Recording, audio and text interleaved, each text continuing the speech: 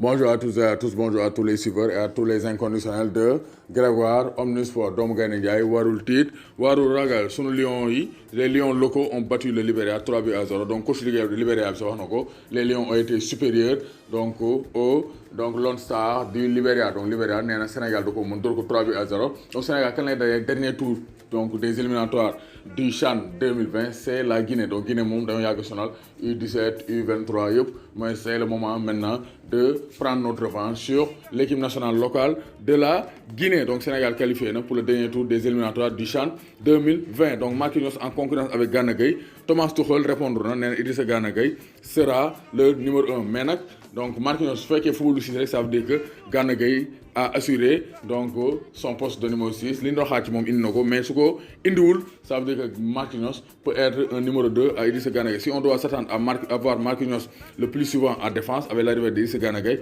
je l'espère, ça voudrait dire que Idrissa Gana Gueye joue au niveau auquel on l'attend.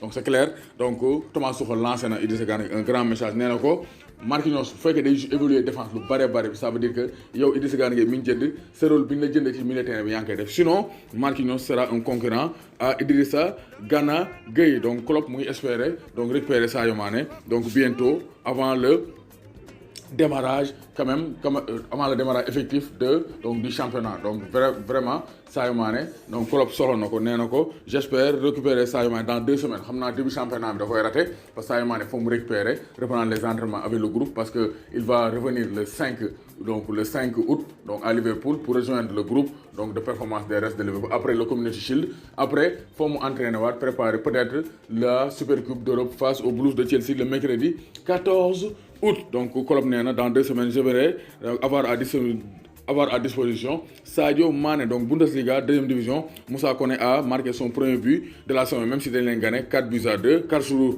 moo leen door 4-2. Moussa Koné a marqué son premier but de la saison, 1 but en 2 matchs. Donc c'est bon pour Moussa Koné. Quand même Moussa Koné c'est un grand espoir du football. Il fait partie des espoirs donc en attaque des Lions du Sénégal, ancien international U20. Donc gis nañ ne aussi Racing Club de Lens donc refusé nañ offre pour donc Yannick Gomis waa Guingamp ñoo def offre pour jënd ko mais waa Lens d'accord nee na duñ jaayagum kii di Arthur Yannick Gomis. Donc même chose pour Galatasaray. Donc Galatasaray Mbaye Diagne vers Everton. Donc Everton devrait signer l'attaquant de Galatasaray Mbaye Diagne selon donc le média turc Fanatic. Donc le club d'Istanbul a accepté une offre pour l'international sénégalais. Donc apparemment Everton offrir nañ donc une enveloppe de 15 millions d'euros pour récupérer Mbaye Diagne, le joueur de 27 ans. Donc Mbaye Diagne essaie na dem avec l'arrivée de Moise Kean. Donc là l'avenir nous vérifiera en tout cas loolu information bi joxe selon le média turc Fanatic. Donc Amiens des offres pour Moussa Konaté. Donc Moussa Konaté am na ay offres aussi des pays du Golfe mooy pays Qatar, Arabie Saoudite ñooñu def na ay offres pour Moussa Konaté. Donc ces derniers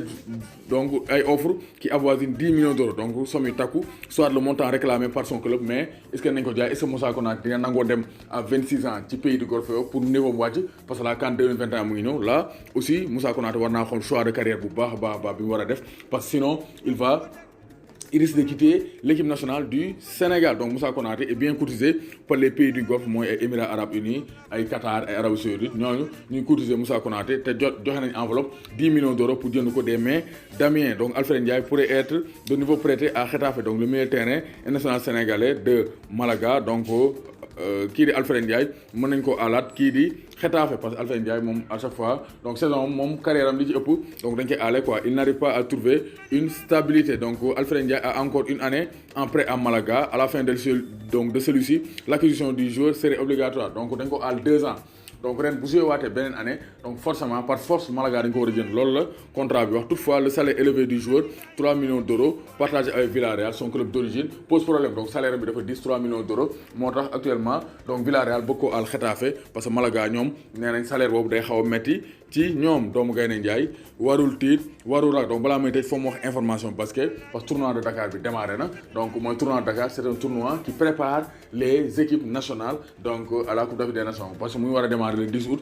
Tournoi de Dakar bi day def benn petit tournoi entre les équipes pour commencer am compétition. Sénégal dóor na Côte d'Ivoire 111 donc 70-61 donc loolu Sénégal dóor premier match bi Côte d'Ivoire la gagné. Donc Sénégal ci dimanche yi dinañ jouer seen deuxième match face à l'Angola. Donc Abdourahmane Ndiaye Adidas moom aussi mu ngi en problème mu ngi en conflit avec donc Babacar Ndiaye le président de la fédération parce que gars yi dañ ko def licenciement donc abusif dañ ko dàq parce que dañ ko jox contrat boo xam ne da ko war a coytu ba mu koy coytu ñu annoncé ko ne dàq nañ la donc ça aussi c'est pas très très élégant je pense que aussi gars yi war nañoo xool nan lay négocier contrat yi et respecter aussi les deux parties surtout les entraîneurs dañ leen war a respecter parce que quand même Adidas il s'est donné beaucoup avec l'équipe nationale masculine donc du Sénégal parce que nee na resté na 8 mois sans salaire te loolu musu koo wax donc gars yi aussi war nañoo gën a mën a respecter les entraîneurs nationaux comme ça ñu mën a am seen expertise ñu mën a développer sunu sport donc gis nañ ne aussi le nouveau capitaine après Malien Ndoye c'est Maurice Ndour donc Malien Ndoye dañ ko écarté du ñëw le vétéran